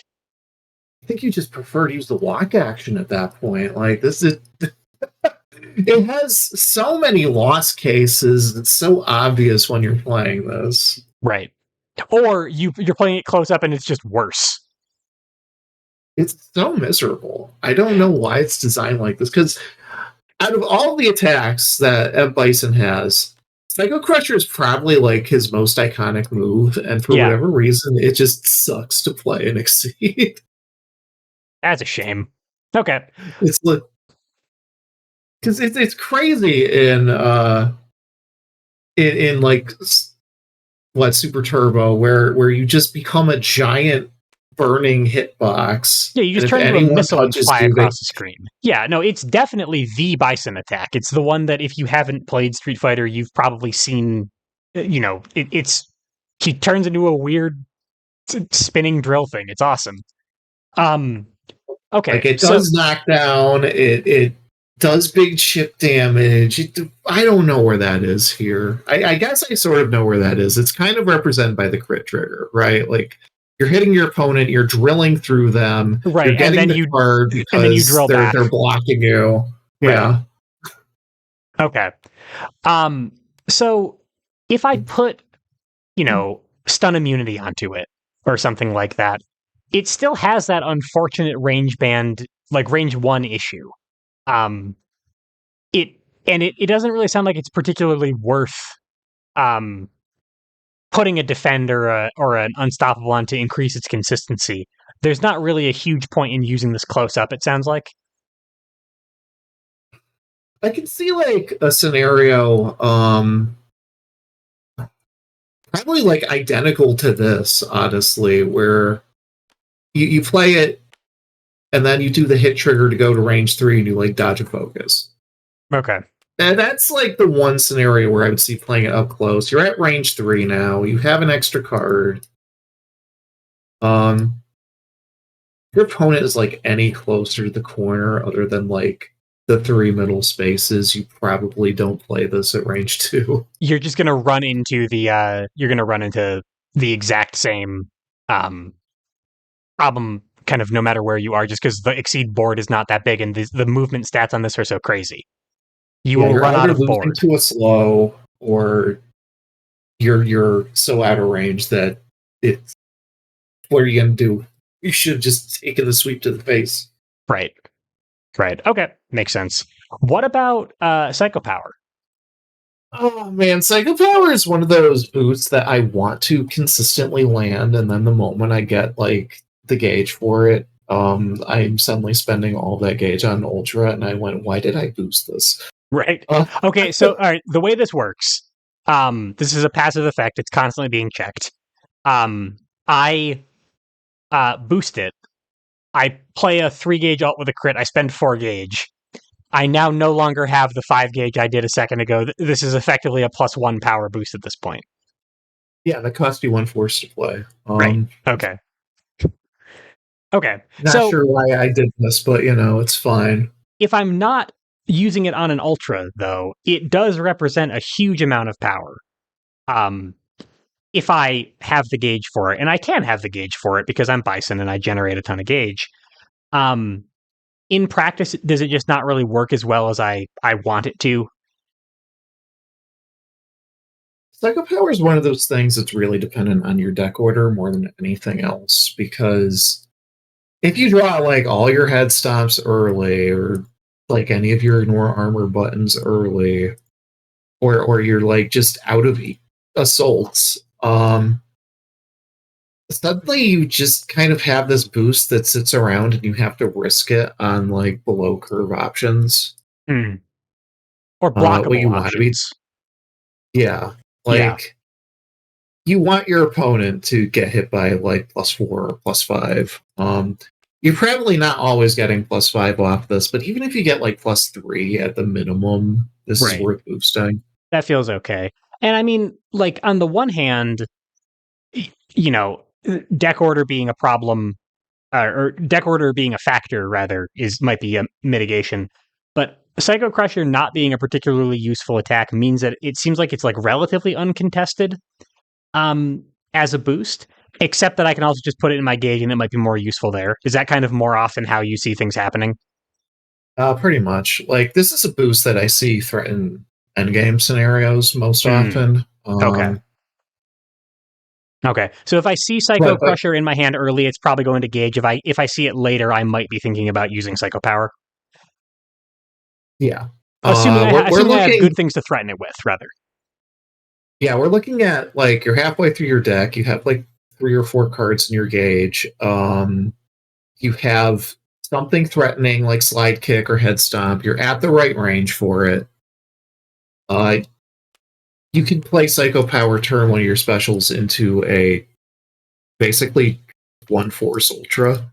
Right. Right. Um, kind of crazy actually. I guess 1 force plus a gauge. It's like a But 1 gauge ultra with some extra costs attached. But sure. Okay. But that's still a ridiculous amount of power.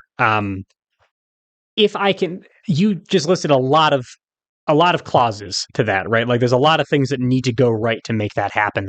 Do you find yourself ever really using Psycho Power, or is it mostly just like uh,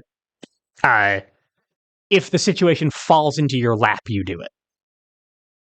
I used to. I'm sorry, I'm getting a phone call. It's all good. Nope, no problem.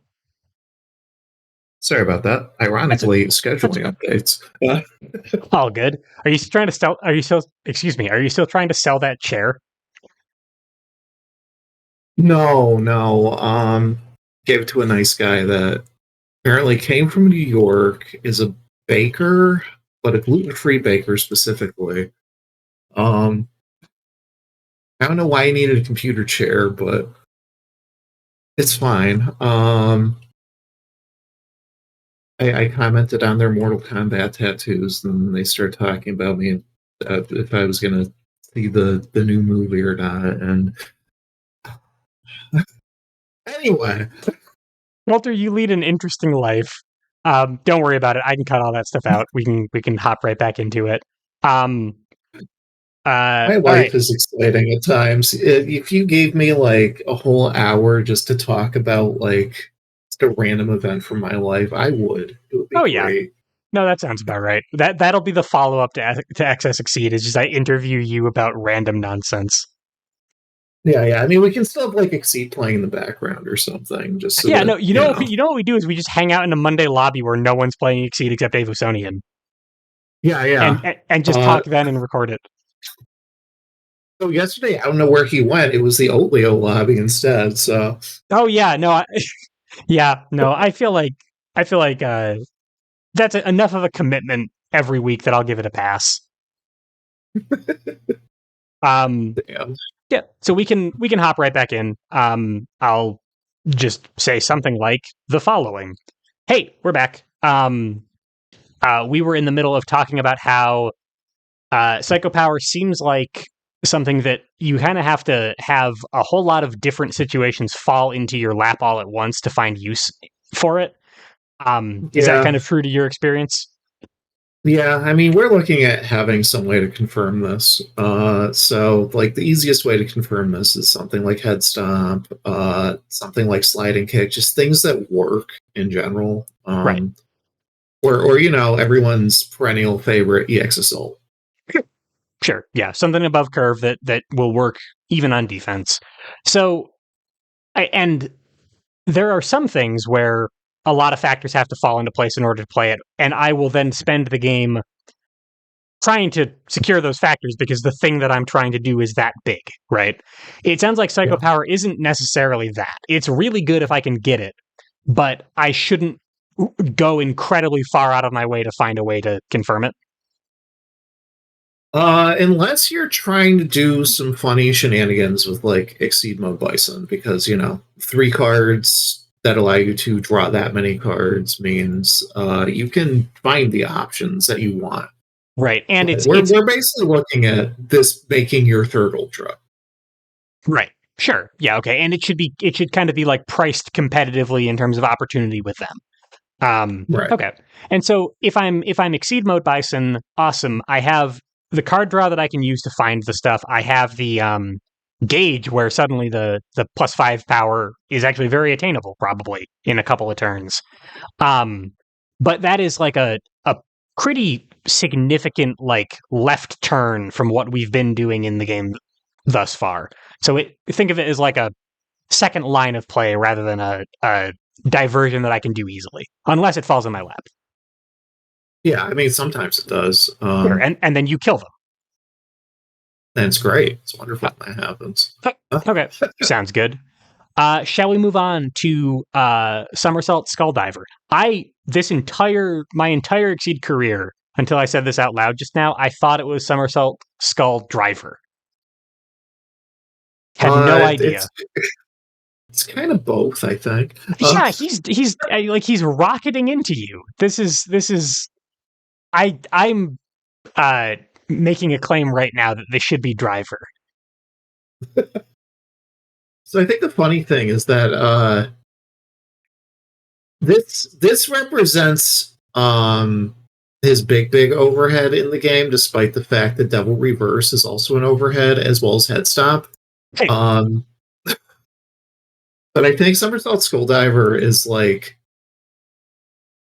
the most clear. This is my big overhead button that Bison has out of like all of his attacks when it comes to like say Super Turbo. yeah, it's got in Exceed, it's got Ignore Armor on it, which is a very overhead thing to have. Yeah. Okay. So, this being said, head stop beats your air options. Double reverse beats your grounded options. Somersault Skull Diver just catches your opponent blocking and murders them. Right. Um, stat line is, if you crit it, it's actually like kind of impressive. On its own, it's really unassuming, but we're looking at like 5 power, 6 guard, and ignore armor on an attack as fast as dive. And hits 1 to 3, pushes 2, which means that I can keep my favorite range. Yeah. What's the downside here? This all seems amazing. I think like literally the only downside is just the limited range it has. I mean, we're looking at Bison, whose ranges are basically like 2 to 3 with the occasional 1. So this is just yet another card that adds to his range coverage problems. Okay.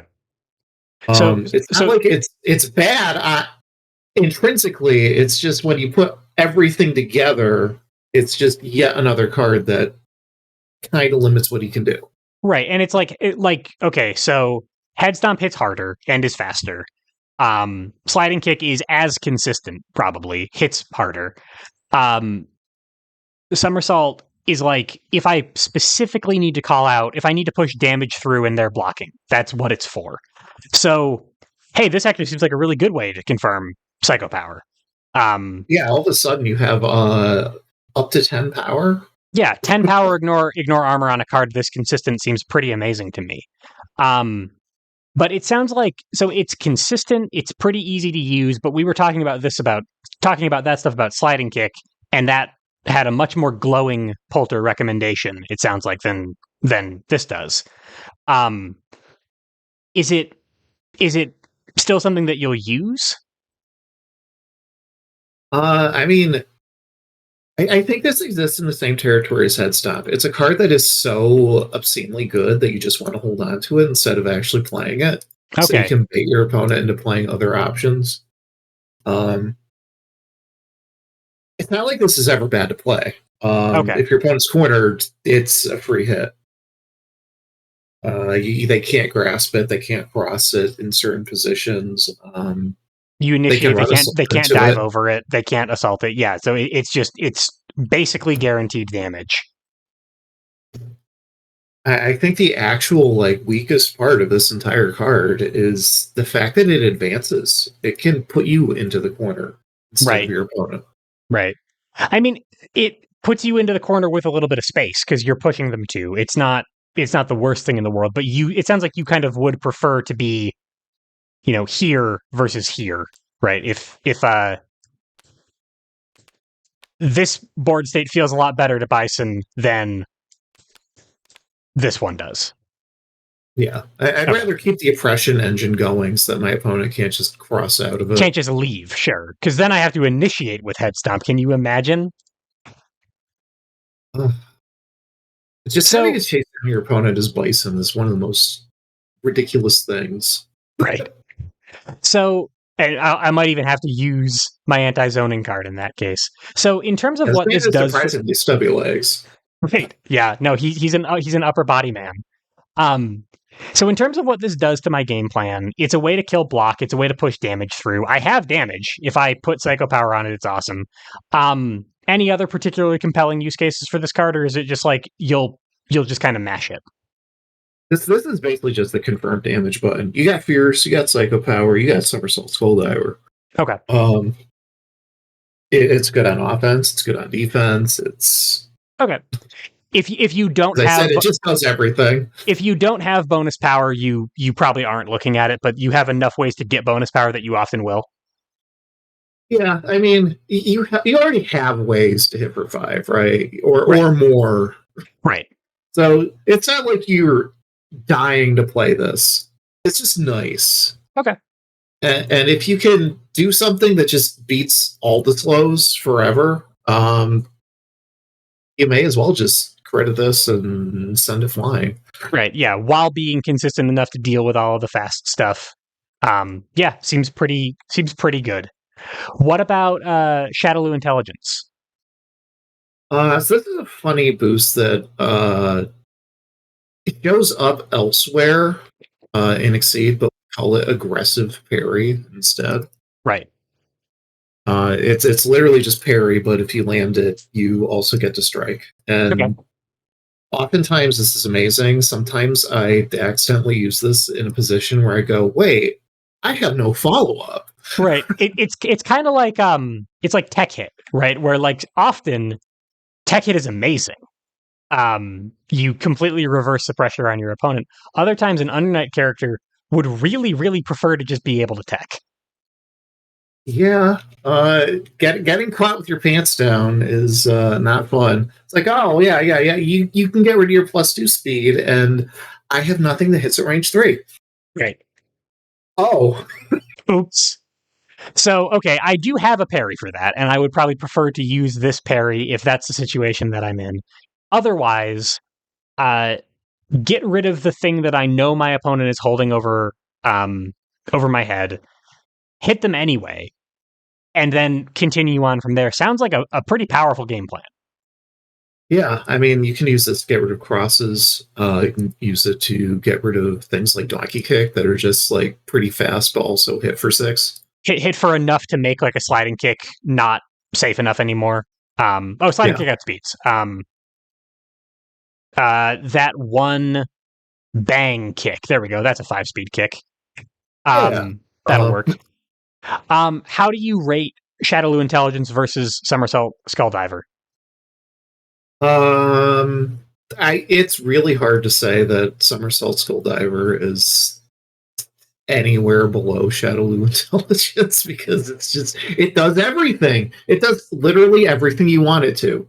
Okay. It's damage, it's consistent, it establishes range, it's your one ignore armor card, which is wonderful when you have a whole bunch of cards that your opponent wants to block because Sure. they hit for so damn much. Right. I mean, part of the reason why you have Crit Spike as your secret 8th card is that it would have ignore armor on it that you could use to kill somebody. This does Yeah. that too. And it does it at a range that Spike doesn't. You can actually use this at range one, like you can with That's sliding kick. that's very true. Okay, so it doesn't sound like Shadowloo Intelligence is a never use boost, but it needs to be a pretty compelling thing that I'm trying to get out of my opponent's hand to get rid of Skulldiver. Yeah, I think I ironically use Shadowloo Intelligence more than Skulldiver, even though I think it's far worse than just playing Skulldiver. Okay, so it sounds like this is another situation where like a competent opponent will make you use it because they're going to be holding something really scary over your head. Yeah, I mean, I'm standing at range 3 from Ryu. I do not want him to just suddenly have like EX Hadoken and hit me Right. with it when I'm trying to head stomp him. That would be Sure. horrible. Sure. So similar to Unstoppable and Head Stomp, or similar to Bison Dollars and Devil Reverse, like one side of this card presents a really obvious, definitely do this game, and then the other side of the card is more like, yeah, but your opponent's going to be playing in a way where you really want the other side. Yeah. Okay, that makes sense. That's kind of an interesting dynamic that this character has. Yeah, we're looking at if the opponent has options that you cannot let them have because otherwise they're just going to soundly beat you. You're going to need Unstoppable. You're going to need Shadowloo Intelligence. It doesn't matter that these attacks are so good. If you just can't use them, then what's the point of having them? Right. Okay. Okay, that makes sense. If my opponent will let me, I'll use Skulldiver, I'll use Head Stomp. If they won't let me, I'll use Unstoppable, I'll use Shadowloo Intelligence. And I think that this like provides an interesting dynamic with Bison as well because he has a bunch of really fast attacks. He has a whole bunch of power.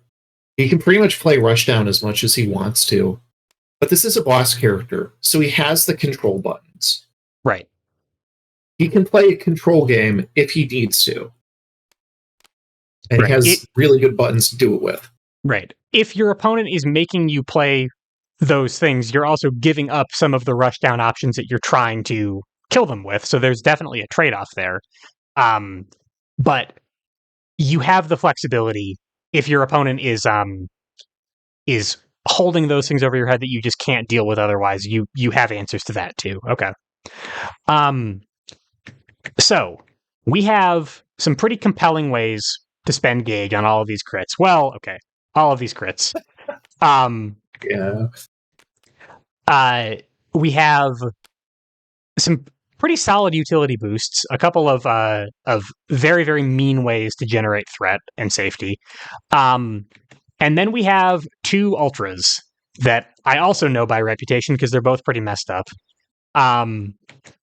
Tell me a little bit about these 2. Oh man, so I think if I were to like describe Bison's game plan, it's land ultras. These ultras are so incredible that the rest of your kit basically doesn't matter. Yeah. And given how strong a lot of these things are, that says something. All right, so the screwed up thing that we're going to start with is Nightmare Booster, which is the weaker of the 2 ultras, despite the fact that it's literally crit head stomp. Right. But it has a little bit of extra text here that says you gain advantage and the opponent can't hit you. The opponent does not hit you. Yeah, that's crazy. So first of all, this is probably a 4-gauge Ultra, right? Because that crit is like, why would you not? It's incredible. Yeah. So this is a little bit more expensive than it looks, but also I'm not being hit back. I'm hitting for 6. I gain advantage. Those are all incredible things. Yeah. There's theories that this is the better option of the two ultras, but I don't believe it. I mean, it is basically sweep damage. It is above curve. It does just ignore trades. But I think like the biggest weakness that this attack has is the after close 1 or 2. Because now you're setting yourself up at a range that you probably don't want to be at. Sure. And also, like, okay, this is 4-gauge for 6 damage. Yeah. This is 1-gauge for 6 damage. 1-gauge. This is 1-gauge for 6 damage. This is 1-gauge for 5 damage, ignore armor. There's a decent chance that I'm trading with all of those things. This provides a safety and advantage, which is great. It provides things that those cards don't provide, but I'm spending 4 times as much gauge to do the same amount of damage. That's obviously a knock on this card. Is it? I don't really have a sense of how ridiculous Bison's gauge generation is. Can he just take 4-gauge out of his gauge and not even feel it, or is that like a significant investment for him? I want to say that if you've exceeded, it probably isn't as big of an investment, though. I think if your goal is to like play your ultras on like a single shuffle of your deck, you're probably going to be hard pressed to actually be able to do that. Okay. Even with your ridiculous ability to just throw 3-gauge in there.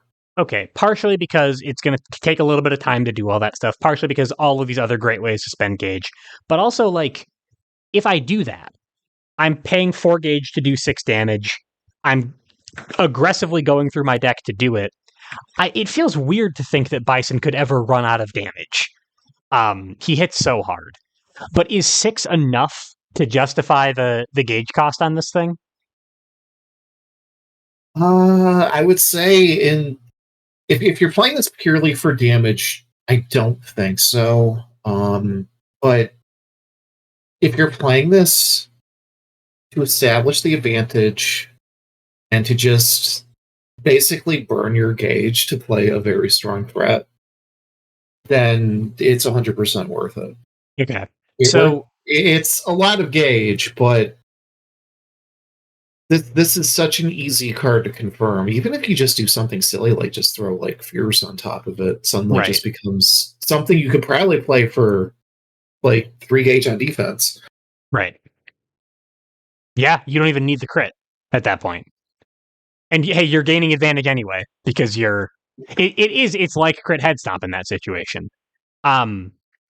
Okay. So if you have a follow-up that will let you do something useful at range 1 or range 2, and you need to defuse something really scary, this is here for you. If you just want to deal 6 damage, this is here for you, or this is here for you. But there are enough things going on with this card that it is just like a compelling option for you. Yeah. Okay.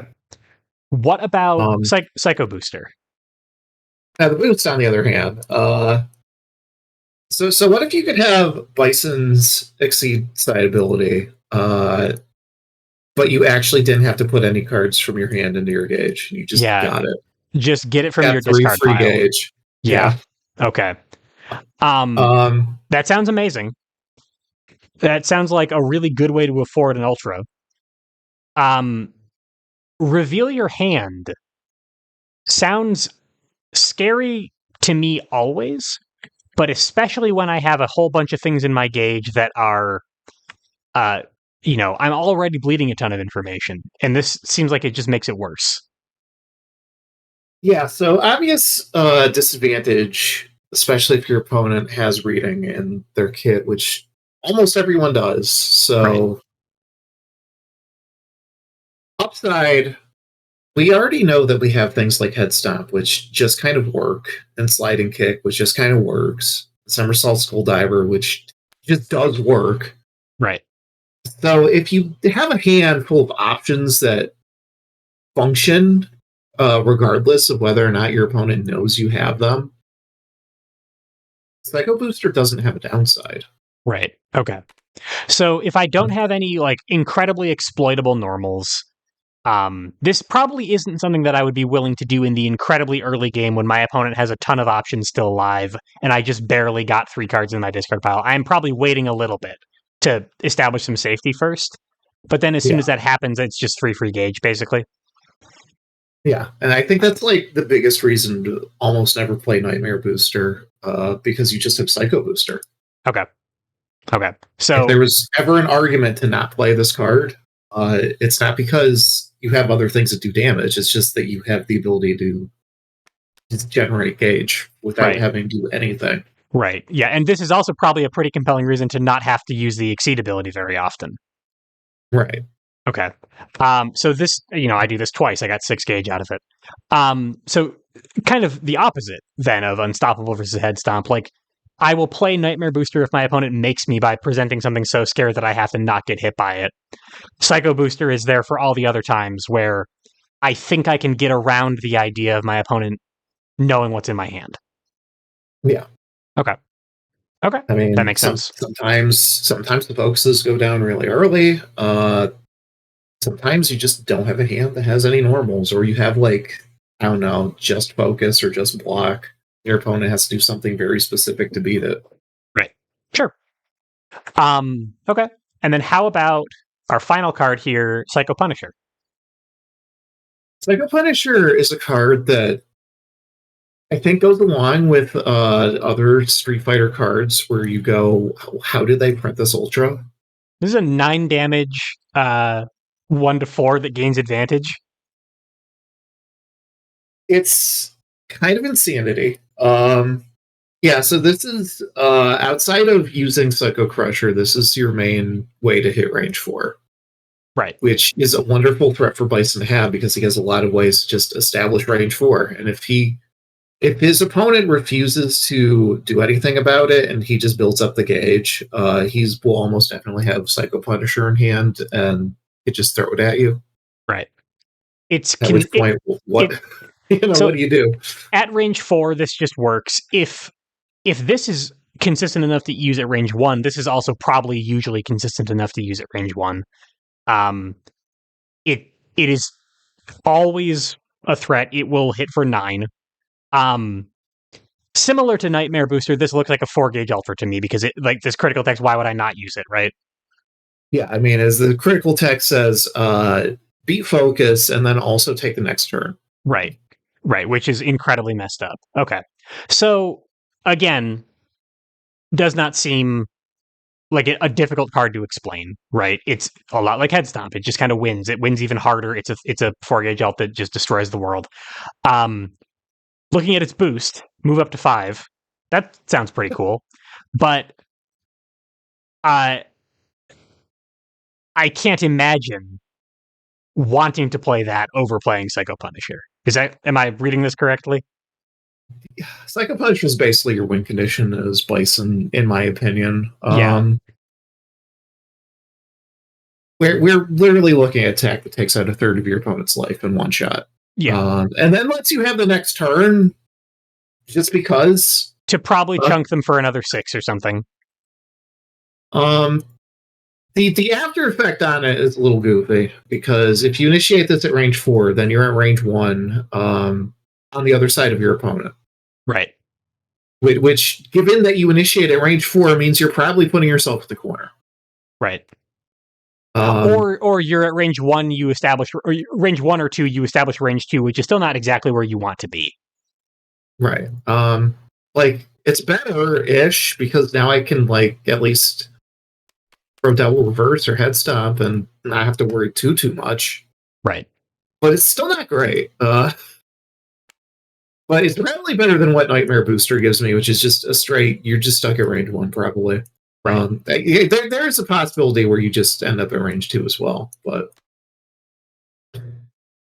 Okay. Psycho Punisher more likely to screw up your positioning, unless you're cornered. In which case, your opponent cornered you, and you have Psycho Punisher. Why did they do that? Right. Yeah. Maybe don't do that. You know, if we're this close, they cross out. They still take a hit. Things are about as bad as it could possibly be for them at that point. Um, okay. So this is my win con. It hits for 9. It's a ridiculous card. Do you ever use Bison Teleport? Oh man, have you been regaled with the tales of Carmine? I'm familiar with Carmine. Yes. Um, so D and I were doing a testing series of different characters into Carmine, with he and I trading off.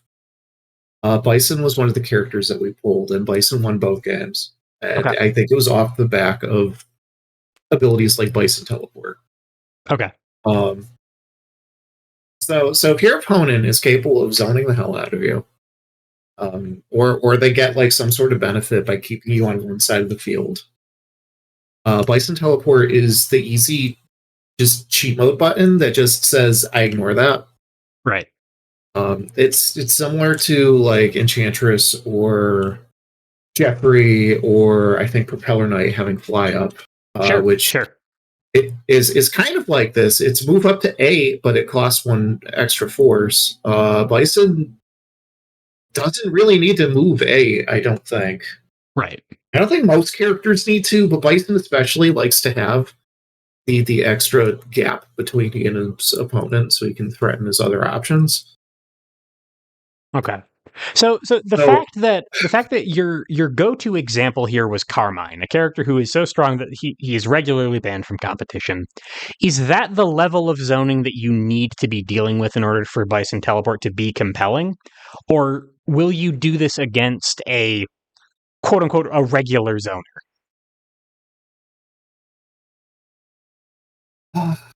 I think we're talking about someone like Enchantress. This is a boost that you would probably play to keep up with her because she Okay. only has so many cards, and this costs you next to nothing. Right. Other than Psycho Punisher, which is Other than it's like, admittedly your win condition. That's an incredibly steep cost. so if you're up against someone that has that much movement, then yeah, Psycho Teleport is, or I'm sorry, Bison Teleport. Um, I'm not really sure why everything else of his is Psycho, but his Hey, listen, teleport is not. I know we're not playing it, but let's put some respect on Bison Dollar's name. This isn't Psycho Dollars. That's a totally different currency. You'd have to be crazy to buy into that. Um, So it sounds I'm like hard pressed to find a reason to play Bison Teleport into most characters. okay. So it sounds like the paradigm that we've established is like Head Stomp makes an obvious case for itself, but you'll use Unstoppable because your opponent will make you. Same with most of these cards. Psycho Punisher like makes the biggest and loudest and most obvious case for itself because this is the most ridiculous thing I've ever seen. It needs to be a pretty dire situation for you to use Bison Teleport. And if that's happening, you'll know because you're losing the game to being zoned. Yeah, you're suddenly at range 8 and you're asking yourself how you got to this point. How did this happen? Let's go to range 3 really quick. Okay. Like Okay. it's a great boost in the very few situations where it is the one thing you play. Right. And conveniently, for the rest of the games that you're playing, Psycho Punisher doesn't really need any explanation. Yeah, I do think Psycho Punisher is probably the number one use case for having Unstoppable, though. Hmm. Because there are the rare occasions where Psycho Punisher just eats the Exo Soul, and then you go, "Why did I do this? Right. Why did I just lose the game off of that exchange? I spent 4 gauge to take 5 damage and throw away everything." Right. Yeah. So, Don't do that. So put Unstoppable on it instead. Save yourself the headache. Save yourself a gauge too in the process. yeah. Okay. So we have a lot of really strong things we can do. It sounds like the basics of Polter Bison are, first of all, we're planning to be this Bison. we are planning to build gauge regularly and rapidly, but we're not planning to like always have like a brick on the accelerator and that's all we're doing every turn until we throw an ultra. We're playing good, exceed, and we're building up to probably Psycho Punisher as our overall game plan. Yeah, I like the idea of playing like 3 Psycho Punishers a game. That's a pretty solid foundation. Yeah, no, I mean, if I can hit for 27, I can probably find the rest of the damage I need to kill my opponent. It doesn't seem that hard to hit for 3. So I've got like really good cards for the most part, just like sort of uncomplicatedly good cards. Of these, this is the only one that feels even a little bit okay to put in my gauge. Yeah. I think that's correct. Will you put Skulldiver in ever? Like, I don't know why you'd put the Ultras in. This one gives you more gauge than you would get anyway. This one's your win con. The other 3 are... This one gives you more gauges, gives you more resources as well. These 2 cards seem too good. This card seems too good as well, to me. Yeah, so we're really trying to figure out what the heck we actually put in our gauge. We only have special worth actually throwing in there, and even still, you're putting Psycho Power in your gauge. That's a pretty big commitment. Yeah. That's a Psycho Power that you're not being. I mean, to be fair, you're probably not using 2 Psycho Powers a game, but maybe that'd be funny. Back-to-back Psycho Powers. Right. Let's hold on to that gauge. So what are we actually putting in there? And I think the answer is the same thing every Exceed character puts in there. We're putting in Sweep because we're hitting with Sweep. We're putting in Focus because we're hitting with Focus. We're putting in Assault because we're hitting with Assault. Okay. And occasionally we even put in Block because we just decided to do our normal turn 1. Hey, what's the plan? Am I playing Dive or am I playing Block?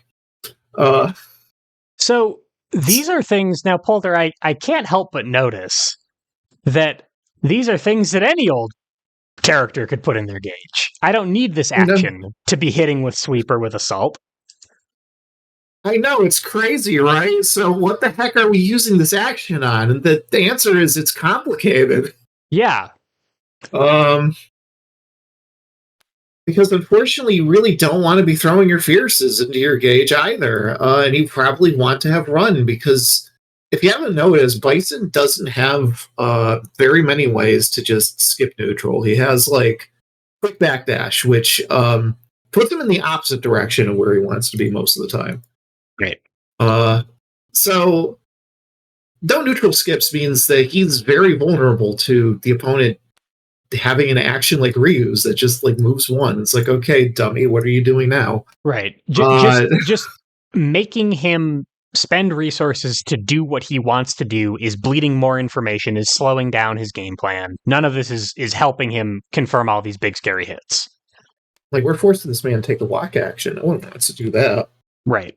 So you want your Fierce, you want your Run, you probably want your Tech, because Bison doesn't have things like plus speed in his kit. He doesn't have things like plus power, unless you're counting Psycho Power on the rare occasion that he has the gauge for it and wants to actually use it. You probably want Defend every once in a while so that you can actually like make sure that Psycho Punisher is really, really unbeatable. Right.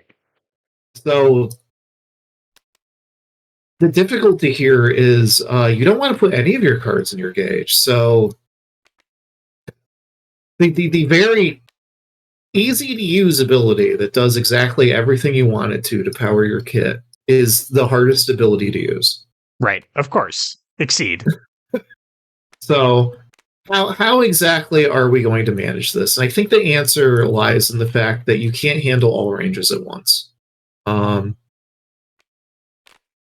It's just a clear and simple fact that you can't be everywhere at all times.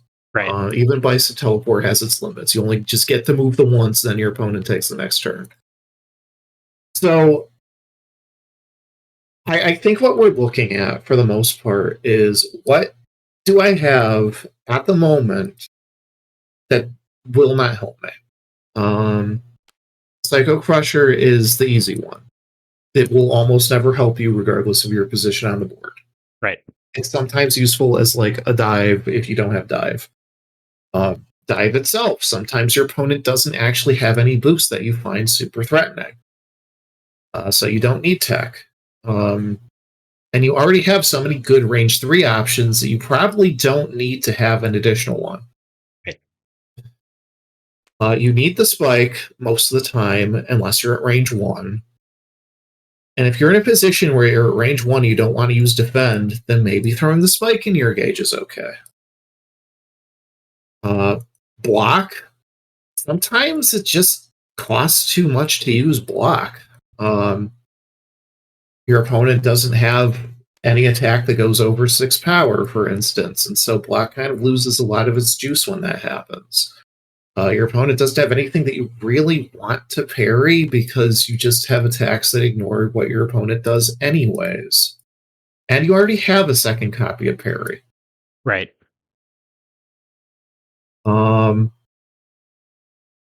If your opponent doesn't want to play a runaway game, or they have like really bad zoning options, sometimes you just throw cross in there because you don't want to run away either most of the time.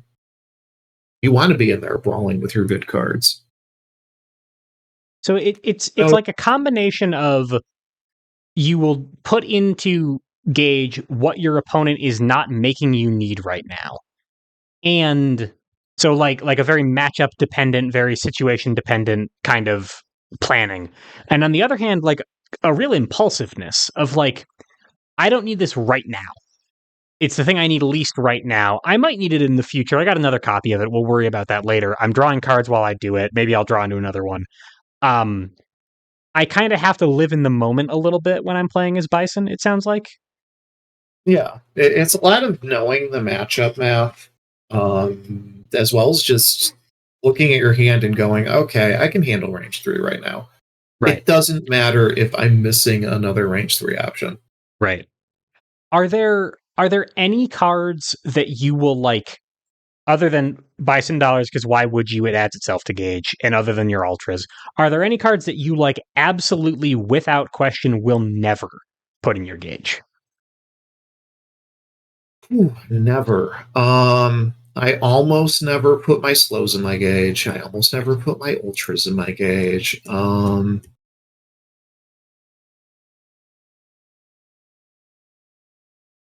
Try to avoid putting headstop in my gauge because it basically counts as a gauge for itself if I boost it. Right.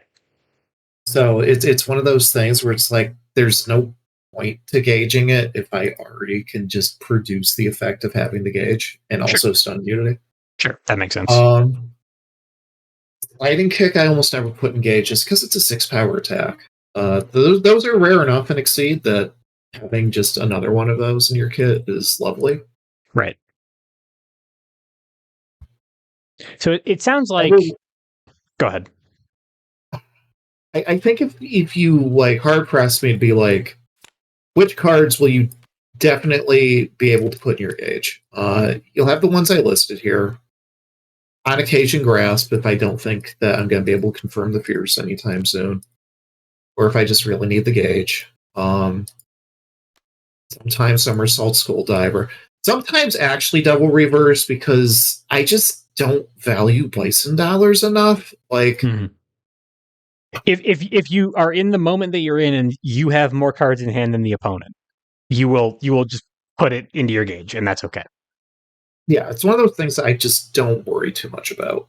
Okay. I don't need the full value if I can get immediate value over threatening like Psycho Punisher because I have my 4th gauge now. Sure. Okay, so the gauge threshold. So it's a situational awareness thing, like a lot of things in Exceed are. Okay, that makes sense. Like obviously you hold on to your good cards. Right. You got your 3 good normals that everyone has. Right. And of course, the problem with Bison is that all of his cards are pretty good, or better than pretty good. So it's a tough problem, but it's a good problem to have. So it's a lot of being able to make judgment calls on everything you do. Know what you're going to need, know what you don't need.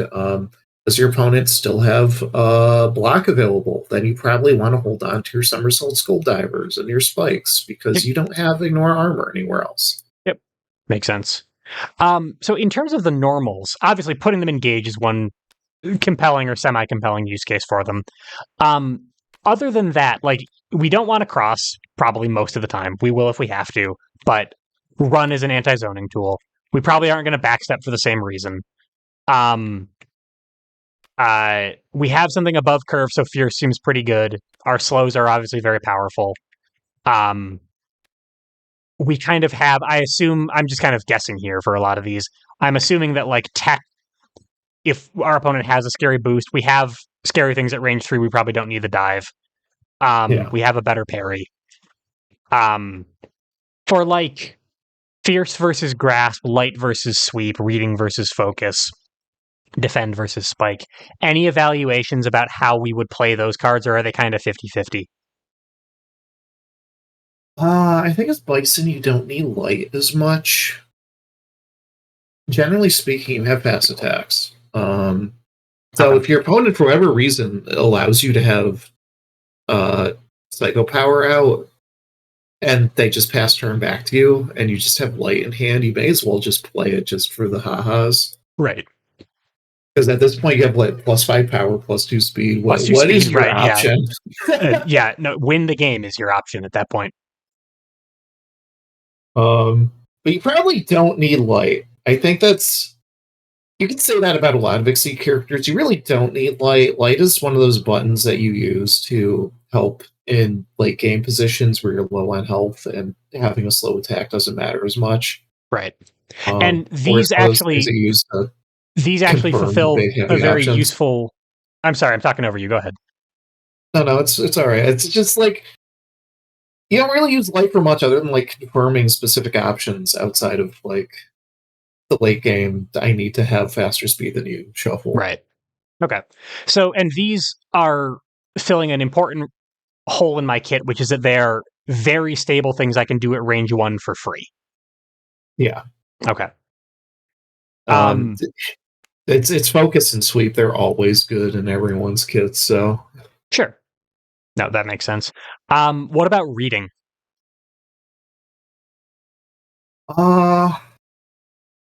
Reading is one of those boosts that's really hard to value because a lot of the time it doesn't do anything. And when it doesn't do anything, you just spent a focus. Right. Which is one of the best cards in the game. Value. So you don't want it to do nothing. I mean, ironically, reading is something Bison has to constantly think about because he's going to be vulnerable to it most of the game. Right. He's almost always going to have a big hand. And the opponent's almost always going to know like what half his deck looks like because the other half is either in his gauge or in his discard pile. Right.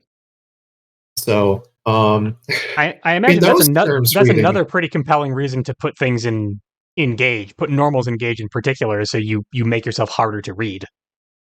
Right. Like you don't want to have dive sitting around so that your opponent can just slam reading on it, then right. just thwack you with assault.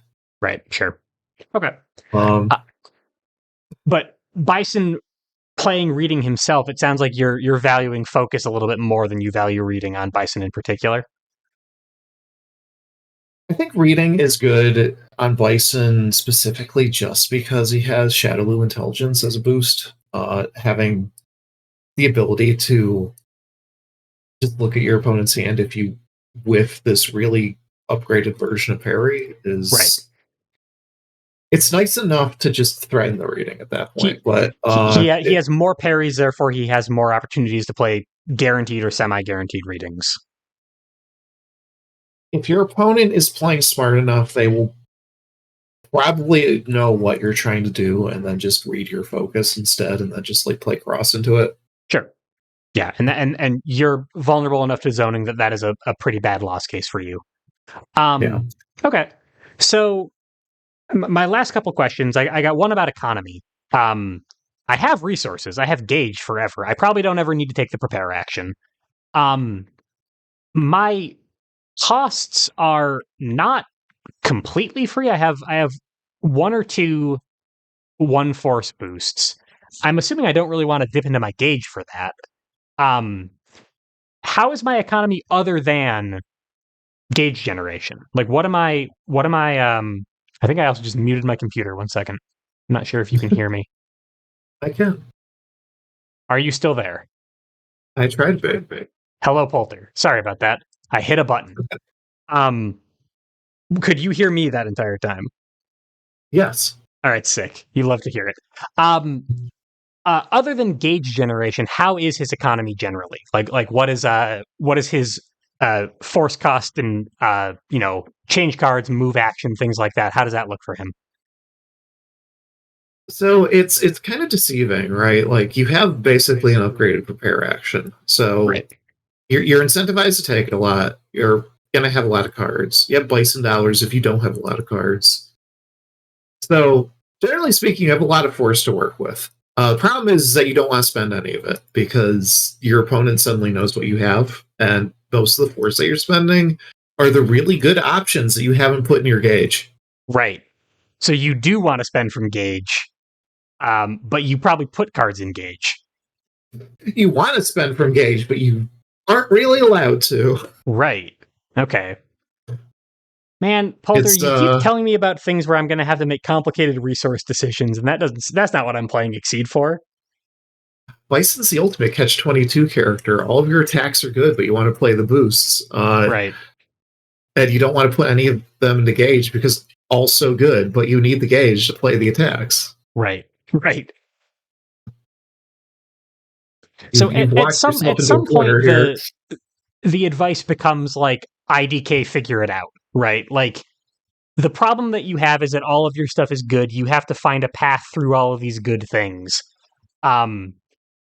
It's going to involve spending cards that you would like to use to kill your opponent, but that is Exceed, right? Yeah. Okay. Unless you're like Ragna, in which case you just draw 10, right. Leap across the field, gain advantage, throw an EX. Right.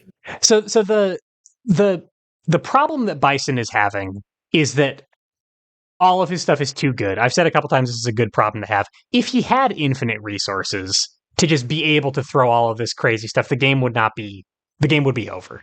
So the difficulty of playing him is making these complicated resource decisions. Right. I mean, as noted, M. Bison is a charge character, so just like in Street Fighter, you know what he's doing. He's sitting there crouching menacingly. Right. To fly across the screen and kill you. Okay. So my last question is about counterplay, and that's typically how we wrap the lesson up. Any other sort of like high level strategic notes that we haven't mentioned yet about the way Bison plays that you want to put out there before we talk counterplay? Oh god, high level? Does that exist? Is there high level Bison players out there? Please message me if you do exist. I think you count as a high level Bison player. I don't know. You beat D's Carmine with Bison. I mean, to be fair, he also beat my Carmine with Bison. Yeah, no, but that is also like I would say that D is also a high level Bison play. I'm not going to sit here and try to convince you that you're good at Exceed, Polter. I guess the thing to keep in mind, so I've a Seiju main from season 2. Yeah. She has a lot of the same elements as Bison. You're gonna have a lot of cards in your hand. You're gonna spend a lot of the game sitting back in a corner, hitting the prepare button. You have a bunch of really good attacks that just do all the damage in the world, and for whatever reason, hit at like speed 4 or higher. So kind of the same thing there. Seijin has really good Ultra. That she wants to be able to afford ASAP so that she can just throw it and murder the opponent for like 9 damage. But everything she has hits at range 1 to 3. And Bison doesn't have the little cheat mode button that she does where he can just generate an extra point of range whenever he wants to. Right. So the trick here is that you need to be able to find a way to put your opponent at a position where they can't easily escape you. So you're going to be standing center stage most of the time, if you can help it anyway. Right. And much like Seijun, you want to throw your big dangerous buttons out without them getting blocked. But thankfully, you have Somersault Skull Diver. So Right. Seijun the actually doesn't real have any ignore armor buttons to help augment her like 7 to 9 damage payouts that she's throwing. yeah, it's probably her biggest weakness. Right. So Bison thankfully has a way to get past that. So I think for high level Bison play, your goal is to set up situations where your opponent has to block something, and that is something is terrified to block Somersault Skull something. Diver. Yeah, Right. yeah. Okay. Yeah, that makes sense. And so the complication there, like you have plenty of ways to be threatening and bait a block. The positioning, and the resource game is kind of free-ish. I mean, if you can spend cards intelligently. The difficulty is maintaining a position where you can actually effectively do that. Yeah. And unfortunately, every time you try to take a position, unless it's from one of your card effects, like giving the opponent a push or putting you in a different spot, Right. every time you take a new position, your opponent gets a chance to throw a boost on the board. Right. So think of ways to do this kind of thing on defense then. Like my opponent strikes into me. Okay, cool. I can maybe have put a defend down and find a way to use sliding kick to set range 3 on their turn or something like that. Yeah. Okay. Or just honestly, reacts. Here, this is probably why you value Devil Reverse so much, because it's something that is consistent enough to be used on your opponent's turn and sets a range you like. Right. It's a card that does a lot of things that I need it to do. Okay. All right. And we've talked this whole time about, like, here are the things that you have that don't make as obvious a use case for themselves, but you will use them because your opponent's going to make you use them. High level Bison play is about finding ways to use those things effectively, but also to find situations where you don't need to use those things effectively so that you can use your big scary things. Right. Okay. You have to understand that you are a control character on top of being the big scary red button. Right. If your opponent doesn't kill you, you kill them. So you need to stop them from killing you and keep the game under control so that you can threaten your scary stuff. Sometimes it's easier if the opponent's the kind of person that just wants to run your face. I mean, sometimes you just end up in a Giovanna matchup and you just pat yourself on the back for a good job well done. Okay. So that's kind of the high level look at the character. My last question is about counterplay. We've sort of alluded to a lot of the things that my opponent's going to be doing to stop me, hence all of the sidebars about what these boosts do. In general, though, can you sum up what Bison's weaknesses are and how my opponent might be playing against him? The general summary is Bison has very, very discrete, limited actions. He has to spend cards and then pass turn to you.